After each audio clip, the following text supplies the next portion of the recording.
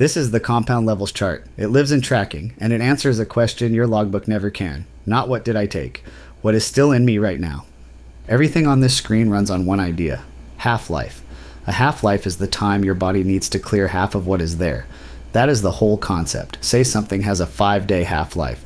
5 days after a dose, half of it remains. 5 days after that, half of the half, so a quarter, then an eighth. That is why these lines fall the way they do. It is not a straight slide down to zero. It is a steep drop first and then a long, slow tail. The early days do most of the clearing. The last traces hang around far longer than most people expect. Here is a single dose on its own. It climbs as it absorbs, it peaks, then it begins the long walk down. Now watch what happens when the next dose arrives, before the last one is cleared. It stacks, the new dose lands on top of the leftover. Repeat that week after week, and the floor keeps climbing. Eventually, you level off higher than any single dose ever put you. That plateau has a name: steady state. It is why a protocol can feel different in week 6 than it did in week 1, with nothing else changed. Each line here is one compound. The legend underneath names them. The dashed line is now. Everything to the left of it is built from doses you actually logged. Everything to the right is projection. What the math expects if you add nothing new. These 4 buttons change the lens. 24 hours and 48 hours are for the fast movers, where the whole story happens inside a day.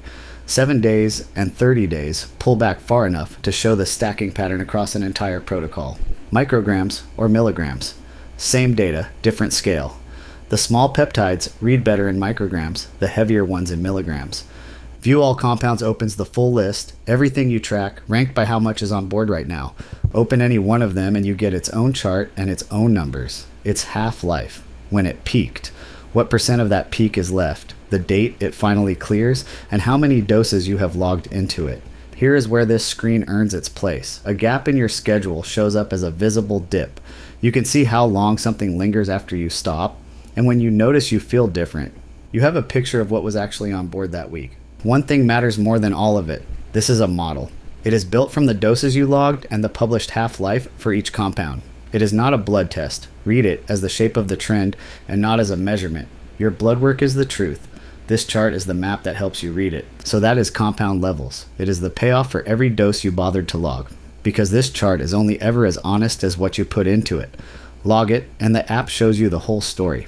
There is more waiting for you in the Learn tab whenever you want it. Take care of the body you were given. I will see you in the next one.